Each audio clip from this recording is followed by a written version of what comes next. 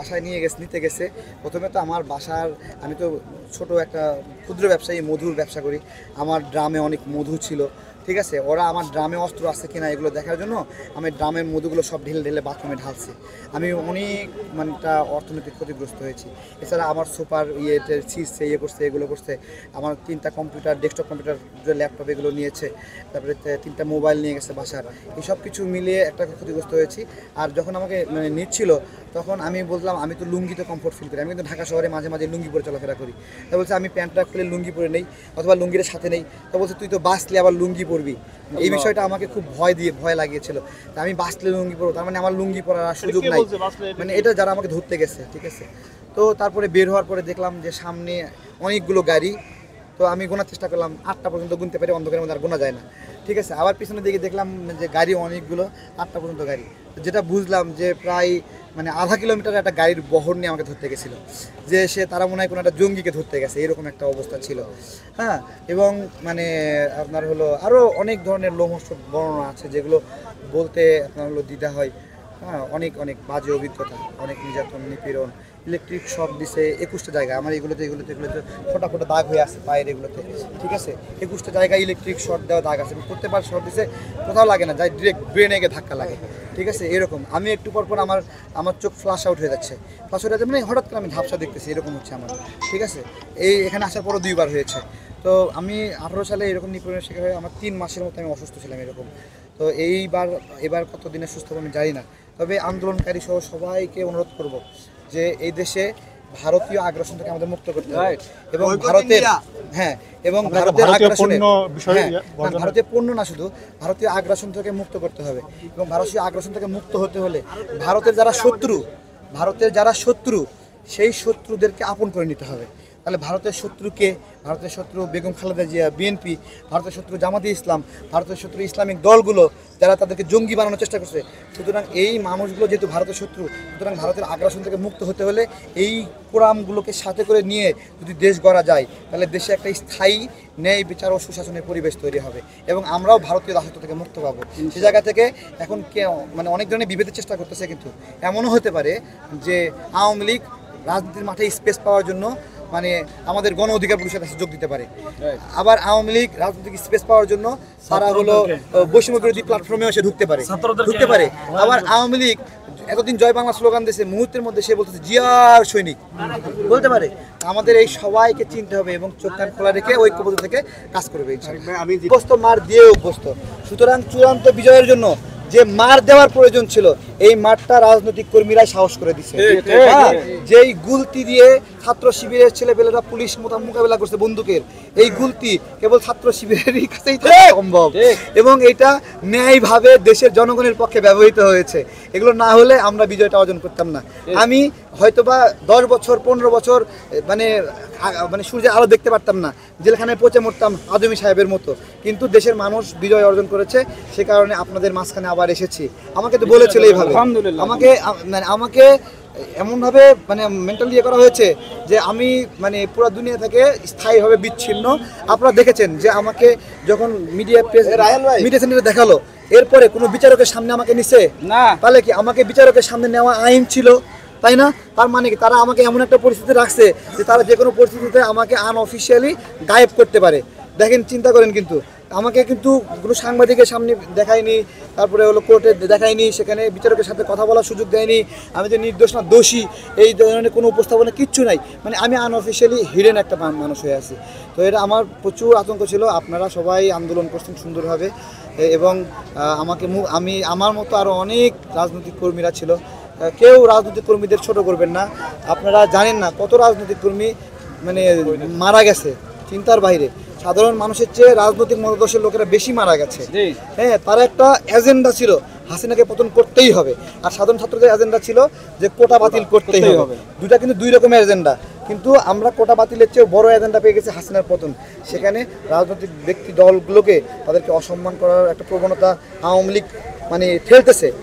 কৌশলে কৌশলে আওয়ামী বুদ্ধিজীবীরা ওইদিকে ঠেলতেছে এবং আপনার হলো আন্দোলনকারী এবং রাজনৈতিক কর্মীদেরকে আলাদা বিভক্তির চেষ্টা করতেছে না। এই নির্বাচন শেষ হওয়া পর্যন্ত রাজনৈতিক কর্মী এবং আন্দোলনকারীরা একত্রে থাকতে হবে এবং যেখানে যেখানে সংস্কার করা দরকার সেগুলো সংস্কার করতে হবে। সেটা সংবিধান হোক, আইন আদালত আইন কানুন হোক, বিচারকদের পদত্যাগ করানো, বিভিন্ন দপ্তরের পদত্যাগ, গোয়েন্দা বিভাগ সংস্কার, যা যা আছে সংস্কার করা, পুলিশ সংস্কার, এগুলো রাজনৈতিক দল এবং ছাত্রদের এককভাবে মানে একত্রিতভাবে করতে হবে। এবং আমি আপনাদেরকে বলি, ছাত্ররা এখানে মুভমেন্ট করছে, তারা ভালো কিছু করছে, আমরা কিন্তু মানে এই পুরা ইকোসিস্টেম কিন্তু এখন রাজনৈতিক নেতাদের দখলে। আমার কথা ভালো করে বোঝেন, এটাকে অনেকে বুঝবে না। রাজনৈতিক নেতাকর্মীরা এখানে আন্দোলনকারীরা আমরা কিছু হাইকোর্টে এখানে আসছি, কিন্তু রাজনৈতিক নেতাকর্মীরা প্রত্যেকটা ওয়ার্ডের ইঞ্চি জায়গায় তারা আওয়ামী মুক্ত করে রাখার জন্য একটা অন্যরকম একটা পরিবেশ তৈরি করে রাখছে। ঠিক আছে, ওরা এখনই সরে গেলে সাধারণ শিক্ষার্থী, কোমলমতি শিক্ষার্থীদের মুহূর্তের মধ্যে কচু কাটা করবে আওয়ামী লীগ। এটা কি আমরা জানি না? এই বিষয়গুলো বাস্তবতাগুলো অনুধাবন করে করে সবার সাথে মিলবন্ধন রেখে সুষ্ঠুভাবে নির্বাচন হওয়ার জন্য সম্পন্ন করতে হবে। এবং এই আওয়ামী লীগ শেখ হাসিনা জনগণকে 15 বছরের জন্য বঞ্চিত করেছে। এমন একটা সিস্টেম করতে হবে যেন 15 বছরের জন্য আওয়ামী লীগ শাস্তি পায়। এবং এই যে ভোট চুরি, আমি তো চাই এখানে থেমিসের মূর্তিটা সরায়ে শেখ হাসিনাকে বসিয়ে রেখে একটা মূর্তি দিতে হবে। জনগণ যাওয়ার সময় তাকে তার প্রতি ঘৃণা নিক্ষেপ করে সেখান থেকে যাবে। এরকম একটা স্থায়ী ব্যবস্থাপনা হওয়া দরকার। এটা অনেক আগে দখলদারি নিপীড়কদেরকে হাঁটু গেড়ে বসিয়ে রাখার একটা অনেক দেশের আছে, যে দেশে গাদ্দার আছে সেই গাদ্দারদেরকে বলা হয় এখানে এক গাদ্দার বসে আছে, তাকে আপনারা ঘৃণা নিক্ষেপ করেন। ওই রকম আমরা শেখ হাসিনার একটি গাদ্দার স্মৃতিস্তম্ভ চাই, সেটার উপরে সবাই জনগণ যুগের পর যুগ বলবে। এই যে তত্ত্বাবধায়ক সরকারের মাধ্যমে সে ক্ষমতায় আসলো, দেখেন কত কৌশল।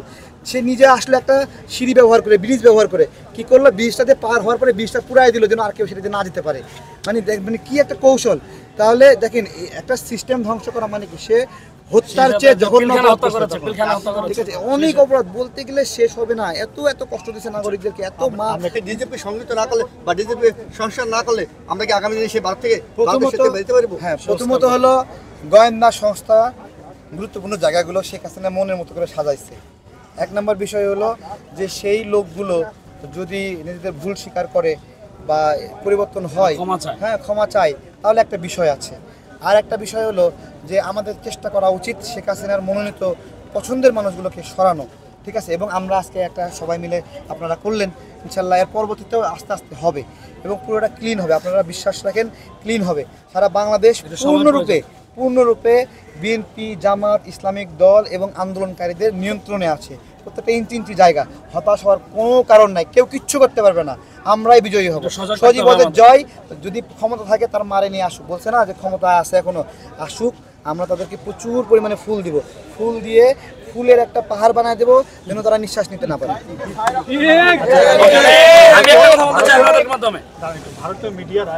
আমাদের কবে ভালো চেয়েছে সেটা বলেন। ওরা আমাদের বন্ধু ছিল কবে, তাই না? আমাদের উচিত এই ভারতের টিভি চ্যানেলগুলো না দেখা। ভেবে নেন সারা বিশ্বে কিছু হচ্ছে না, সারা বিশ্ব ব্ল্যাক আউট, আমরা শুধু বাংলাদেশের নাগরিক। কোথায় কে কী প্রচার করার দরকার নেই, আমরা আমাদের মতো করে সমাজ রাষ্ট্র সাজাবো। ঠিক আছে, এবং ধীরে ধীরে আমাদের একটা টার্গেট থাকবে, ভারতীয় যে সকল চ্যানেল বাংলাদেশ বিরোধী কার্যক্রম করে এগুলো আমরা এখান থেকে সুইচ আউট করবো। এটা করতে হবে দেশের স্বার্থে, নিরাপত্তার স্বার্থে, আমাদের সার্বভৌমত্বের সাথে এগুলো সুইচ আউট করতে হবে যাতে জনগণকে বিভ্রান্ত করতে না পারে। এবং পাশাপাশি আপনারা জানেন যে অনেক অপসংস্কৃত পৃষ্ঠপোষকতা হলো এই ভারতের চ্যানেলগুলো, আমরা এগুলোকেও আস্তে আস্তে নিয়ন্ত্রণ করব। এবং জনগণ অলরেডি মানে বাংলাদেশের সাধারণ জনগণ অলরেডি আধা সামরিক বাহিনীর মানে রূপে ফিরে এসেছে। এটাকে আধা সামরিক বাহিনী বলা যায়। এই আধা সামরিক বাহিনীর ফর্মাল রূপ, যেটাকে অনেক দেশে রিজার্ভ ফোর্স হিসেবে থাকে, আমাদের এই জনগণের বিশাল একটা অংশকে দেশের স্বার্থে রিজার্ভ ফোর্স হিসেবে রাখতে হবে, যাতে করে আওয়ামী লীগ দুষ্টামি করলেও এরা আপনার ছড়ি ঘুরাইতে পারে, এই সাবধান। বিএনপি দুষ্টামি করলেও করতে পারে। একটা কিছু থাকা দরকার যেটা জনগণের মালিকানা এবং জনগণ মাঝে মাঝে টাইট দেওয়ার একটা জায়গা থাকতে হবে। না থাকলে সবাই দৈত্য দানব হয়ে যায়। ঠিক আছে, তো এই আমাদের এবং ডক্টর ইউনূসও দৈত্য দানব হয়ে যেতে পারে, মানে মানুষকে যদি আপনি ভুল না ধরেন, সমালোচনা না করেন। সুতরাং ডক্টর ইউনূস যদি কোনো ভুল করে সমালোচনা করতে হবে। আমরা দেখেছি অনেকেই ইতিমধ্যে ব্যালেন্সমূলক কথা বলতেছে যে আওয়ামী লীগ একটা স্পেস দেবে, এরকম এত সোজা আমরা বেঁচে থাকতে এত আপাতত না। ঠিক আছে, আগে হত্যার বিচার হতে হবে, তারপরে না নির্বাচনে আসবে। আগে হত্যাকাণ্ড ঘটেছে, হত্যাকাণ্ড আগে ঘটেছে, এরপরে নির্বাচন। সুতরাং আগে যেটা হয়েছে সেটার আগে বিচার হবে। বিচার হওয়ার পরে যদি আওয়ামী লীগ নেতাকর্মী কেউ ভালো ফেরেস্তা থাকে, তারা নির্বাচনে অংশগ্রহণ করবে, আমাদের আপত্তি নেই।